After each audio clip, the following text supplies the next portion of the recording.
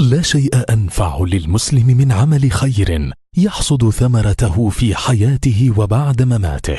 المكتب التعاوني للدعوة والإرشاد وتوعية الجاليات بأبها يتيح لك فرصة المساهمة في الدعوة إلى الله، حيث بلغ عدد المسلمين الجدد 6681.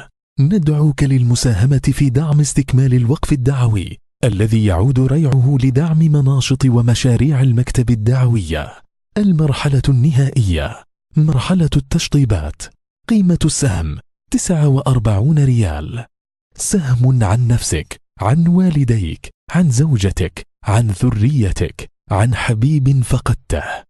الوقف أجر دائم وأثر لا ينقطع. للتبرع والتواصل